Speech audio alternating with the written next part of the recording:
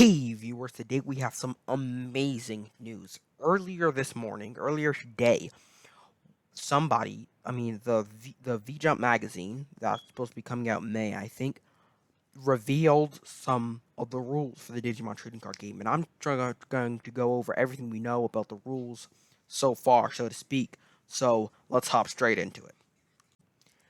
Basically, everything you see before you in this video came from digimonworld.org.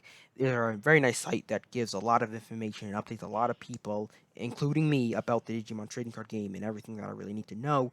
So I feel it's fair to give them a shout out in this video, especially because I basically took everything that you see here from them in terms of the Digimon news. Before we hop into the rules and gameplay and stuff like that, I want to give a quick rundown on each card, its anatomy, so when I'm talking, you might have a better understanding on what I'm meaning when I say these terms like baby Digimon and Digimon and evolution stuff. So starting off with Digimon and their evolution mechanics. So a Digimon, to play it, or how it works is you pay its cost, its memory cost. So it has two memory costs. We'll get that into a bit, and you place it into your battle area. So the way you pay the cost, it has two costs. The first one is its normal cost. So when you play that onto the field, you move the memory gauge over that many spaces. And the second is the evolution cost. It's the same way that the normal cost is, except you can only pay this cost if you're evolving it from another Digimon. So you have Agumon on the screen here. He has an evolution cost of 0. So if you're evolving him from a baby Digimon, he goes from you have to pay 0 memory, should I say. And then you also have other things to worry about when you're talking about Digimon in particular. You have their DP value, which is their battling power. They're going to use this to fight other Digimon. And then you have their skills. So every Digimon, or most Digimon, have skills. Not everyone does. But they have one of two skills, or even both sometimes. They have an inheritable skill, which is a skill at the very bottom of the card. It's usually right by the a smaller picture of the Digimon's face. And then they have their non-inheritable skills, so the skill only it can use, which is going to be on the main art of the card. Let's talk a bit more about evolution real quick. So the way evolution works is that you pay their evolution cost and you place it on a lower level Digimon of the same color. So you can only evolve from a Digimon that is a lower level in the same color. So that 3 goes into 4, or 2 goes into 3, 3 goes into 4, 4 goes into 5, 5 goes into 6, and they all have to be red. You can't put blue, green, yellow in there in the South evolutionary line. Now, I'm not going to lie, I'm not going to say that I don't think it would be pretty cool if you could, but I guess they're just doing this because they've tested the game. We don't know what type of broken combos that would allow you to do. So that's just a bit more of an insight into evolution mechanic in the Digimon trading card game, because you also gain all the inheritable skills. So you gain the skills from Greymon, Agumon, Koromon, Metal Greymon, if they have any form of inheritable skills. If they don't, then you don't gain those skills. But if they do, then you gain those skills. The evolutionary line goes like this. Baby Digimon start level 2s, go into level 3s, which are also known as rookies, into level 4s, which are also known as champions, into level 5s, which I think are known as megas, and then level 6s, which are ultimates. Now, the last two I actually don't know too much about. I'm not a huge Digimon type guy. I've always loved the show, but I've never really gotten into the lore and too much into the actual how the universe works. I just really liked watching the show and kind of low-key enjoyed it a bit more than Pokemon. But that aside, I think it's Mega than Ultimate. That makes more sense to me. On to option cards. Now, they work similar to Digimon in the way that you have to pay a memory cost. Almost every card in the game, you have to pay some form of memory cost to play onto the field. Now, options are one-and-done type cards, sort of like items from Pokemon. Well, that's not the best example. More like actions from Bakugan. So this one I have on screen has an ability that lets you destroy an opponent's Digimon. And so you pay the cost, you perform the effect, and then you send it to the trash, which is the discard or or the dungeon, I think, in other games. Now, Tamer Digimon, they are actually quite simple. You pay their cost, which is their memory cost. So, as I was talking about, every card must come in, or will probably come in with a memory cost. Baby Digimon are kind of an exception, but you don't really play those cards from your hand, so you place it onto the field. Now, I don't know if it goes into your battle area, which I have it on the screen that it says battle area, but I actually have no proof of that. But it could also go into place it into its own area, like in its own tamer area. They work a lot like heroes from Bakugan, in the sense that they affect your side of the board, and but it ties to your entire side of the board. So the one I have on the screen, I don't think I have its translation, but it says on your turn your Digimon have plus 1,000 DP, and so what that means is while during your turn, all your Digimon have 1,000 DP. When it goes into your opponent's side of the turn, that doesn't work that way. They don't get that extra DP, and it doesn't affect them during your turn. So it's not like stadiums from Pokemon. It only affects your side of the field. And this one in particular only affects your side of the field during your turn. Ah, how rude of me, mademoiselle, to go over all the other types of cards, but forget to go over Baby Digimon. Well, to you guys, I technically didn't forget, but to me, I definitely did have to shoehorn this in a bit later in production. Now, Baby Digimon, they work this way. They start in your raising area face down. During your turn, you can flip up one, or evolve it into a stage 3 Digimon. Baby Digimon have no DP, but they should all have inheritable skills. And the reason I say should, because so far Baby Digimon have no other purpose except to A, evolve a level 3 at 0 cost, and B, give your Digimon an inheritable skill. So if a Baby Digimon shows up without an inheritable skill, then it's essentially useless. Now, if it has a very powerful non-inheritable skill that can work while it's still in the raising area, that would maybe cool, but then you might not really want to evolve it because that means you would lose that skill, and it will just be interesting. So I don't know for sure if they all have inheritable skills, but everyone we've seen so far, which is actually only like 2, I think, have inheritable skills. We all know that at the beginning of the game you have a couple baby Digimon in your raising area. Now, what we didn't know until this moment is how that worked, which I'm going to talk about later. But what I want to talk right now, I want to talk about something a bit different. So in the starter decks, we get 3 Digitama or baby Digimon, and honestly, I don't really know if they start face down in like a spread, like in Bakugan. You have your 3 character cards face down and you flip them up. I don't know, or maybe it's just like a pile, like a shuffle deck, or maybe even not shuffle, just like a pile of baby Digimon. Now, I do know we get 3 in the starter decks, so that's either the minimum, it could be the maximum, or it could just be something that they give you because, like, there is no minimum or maximum TCG and Pokemon TCG for energy, but the starter decks still give you like 18 or 20, which is, I don't even know if it's the recommended size for a competitive deck, but that's what they give you as the starting point. So we actually don't know about how many baby Digimon you can play or should you play just as of yet. In terms of your main deck, we actually know that there's 3 type of cards that are going to go in there. You have your Digimon, your Tamers, and your option cards.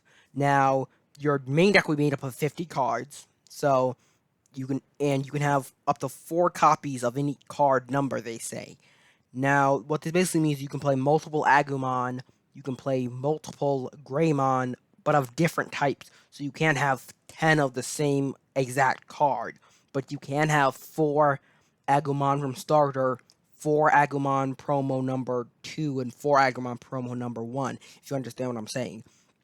So it basically just means, like in Transformers TCG, you can have a deck made of completely Bumblebee cards, but you can't have 3 starter bees in your team.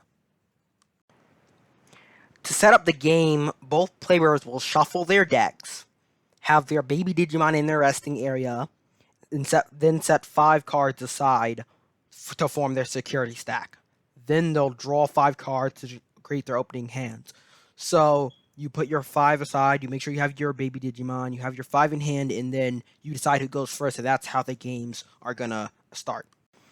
Okay, so there are four main phases. Well, there's not four main phases. There are four phases in the Digimon trading card game, and I'm going to go over them right now and tell you how they work and essentially what you should be doing during them. Now, the first one is the active phase. So you turn all your Digimon, your rested Digimon, to active position. So rested means it's sideways, active means it's straight up. So it's simple enough, kind of like tapping and untacking, tapping in Magic or Transformers. Now, the second phase is draw. Draw a card from your deck. If this is the first turn of the game, you don't get to draw. So, just like in normal mini TCGs, you draw on the first turn, and the first player doesn't get to draw. So, we've seen this in a lot of games. So, it's nothing like surprising or game changing. The third is very interesting, though. That's the raising part of the game. Of your turn, I mean. You can flip a Digitama from your racing area face up to hatch a baby Digimon, or evolve a baby Digimon into level 3 and send it to the battle area. So, what this basically means is that you have your baby Digimon face down on the thing, and you flip them up, and you can or you can't evolve them, or if it's all about you. So, if you want to, you can go into a level 3 and send it to the battle area, which is definitely something that you can take advantage of because level 3s have zero evolution costs. And so you could play him for free, essentially, from a baby Digimon. The fourth phase is the main phase. During this phase, you can evolve and attack with Digimon or play options and Tamers. After playing a card, you move the memory gauge over as many spaces as the cost of the card. If it moves over to one or more on your opponent's side of the gauge, your turn ends and your opponent's turn begins. So basically, you play cards until the memory gauge goes over to your opponent by paying their cost. And I think I explained this in my video about everything we knew so far about the Digimon trading card game. And if I didn't, so essentially every card has a cost. Now, I wish I could put some cards up on the screen to give you guys an idea of what I'm talking about, and I might try to make that happen. I'll see. Now, every card has a cost. Digimon have two costs, an evolution and a normal, but normally you just have one cost, and you pay that cost by moving the memory gauge over that many spaces. So to play an option like this one I have on the screen, hopefully at least, you have to pay 8, you move it over, you perform its effect. If that means if it goes over to your opponent's side of the gauge, it's their turn now, but your turn is not yet over. I mean, your turn is over, but you still get to perform your effect. It doesn't end whatever you're doing, it just ends your turn. You still perform the effect of the card, even if it brought the gauge over to your opponent's side. At least that's my understanding. Now, let's talk about the win condition of the game. Now, to win the game, and this is the only way I know of to win this Digimon trading card game, and that is to attack your opponent while he has no security left. So, security is the 5 cards you put aside at the beginning of the game before you even draw your opening hand, and that's going to be your security stack. So, when your opponent attacks, they can attack your security stack, and you can block with a blocker. Now, that's something we know, but if you don't block, then you lose 1 security. You flip it up, and you perform any security effects or abilities it may have. So, for an example, we have Taichi here, and he has a security ability that lets you play him for free. So then you do that until you run out of all security, and if your opponent attacks one last time, then you lose the game. So your opponent has to successfully attack 6 times straight towards you to win the game. And there is a blocking mechanic, as I mentioned, but I think only certain Digimon can block. So that means every Digimon you have on the field won't be able to block. Now, I'm going to talk about this for a quick second. Because in the Chronoclast trading card game, the reason why it moves so fast was actually not the reason that I thought it was, or that I thought I knew it was. And it wasn't because players kept swarming with multiple big creatures or just multiple creatures. Well, that was part of it, a small part of it, though, apparently. But it was also a part of it was that the Sentinel mechanic was kind of trash, and your opponent had too much control over how much damage you were taking. You couldn't block with any old battler, so then your opponent could keep attacking and it only take a couple attacks, or a few attacks, to win the game. And that was not the intention of the game, obviously. So the thing is that having only certain Digimon being able to block means that these Digimon have to be really, you have to really want to play them in your deck, and or you make blocking such a big thing that's kind of like triggers in Vanguard. Now the trigger units, they don't have any real playable effects that are make them broken good. But being the fact that they have these triggers and these guards, that means that they actually you have to put them in your deck, and you sacrifice some space for them. And maybe blockers will be sort of like that, but they can't make them too bad because you still run into the same problem. If you let it go out of control, it can get to the point where the game is just less fun instead of more strategy. So that's what I just want to talk about. So to sum up, security: you put your 5 at the beginning of the game. Your opponent must defeat all of them and attack once more to win the game. And when you have security flipped over, then you can perform any security effects it may have. Now, before we hop into closing off this video, because it is getting incredibly long and I didn't even notice this, but I'd really like it if you guys consider subscribing. Now, I'm not the best talker. I'm very awkward when I talk, and I stumble a lot, and I kind of take long pauses before I say the next sentence. But I do really would appreciate it if you guys would subscribe to this channel and help us grow here at the Roost. We really just want to build a community, build some place where we can have that interactive input with multiple fans that share the same hobby as us around the world. So consider subscribing so we can make our dream a reality. And comment down below if you have any questions about these rulings that I'm giving, because I know a lot of people don't really understand how and what I'm talking about, how it really makes any sense. And usually those are people who aren't really into the scene of trading card games. But if you don't understand anything, don't be afraid to leave a comment below and let me know so I can answer you guys in that regard. To summarize everything that I know about the Digimon trading card game that's coming out in 2020. So here's how a game that, so far what I know, how it should go. So first, you'd have all your baby Digimon face down in the raising area. You would shuffle, each player would shuffle their decks, then they'd set 5 cards aside as a security stack. Then they would draw 5 cards to become their opening hand. You would randomly decide who goes first, and you place the memory gauge somewhere. I actually don't know. Then the first player would have his turn. He'd be able to flip any of his Digitama from their raising area, because remember, on the first turn, you cannot draw. He'd be able to play Digimon and play an evolved Digimon as long as he has the memory. I don't know where it starts, so we don't know how much memory that would be. And he can attack. Okay, maybe not. But we actually don't know if you come into play exhausted or not. There hasn't been anything mentioned as you come into play active, you come into play rested. So that's something we don't know. So we're gonna leave that out. You can't really attack on the turn. Well, that's how it is in most games. So we're gonna just go by that real quick. We don't know. I'm not saying this is official or that's what I think. I'm just going by that. Then if the Chrono Clash games would be one or more on your opponent's side of the field, it would become their turn. They would draw, and then they would be able to flip up any of their Digitama from their resting area and evolve into a stage 3 if they want to, or maybe not. Then they'd be able to play cards, and they'd be able to attack and until the Chrono Clash gauge goes over to your side. So that's how the flow of the game really would go. Stand up, sorry, turn all your Digimon into the active state, draw, flip any baby Digimon or Digitama, evolve, play cards, attack, and then if their Chrono Clash gauge, the memory gauge, happens to be on your opponent's side, or it goes over to your opponent's side, your turn ends until somebody has knocked out all of your opponent's security.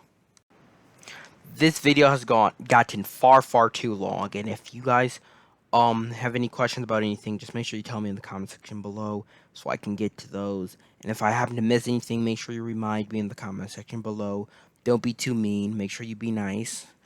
And, I'm sorry if this video got really long and really drawn out, but as I said before, I stumble a lot, and I just wanted to apologize for anybody who's kind of having a hard time keeping up with what I'm saying, or not really understanding, or I'm doing a bad job explaining everything.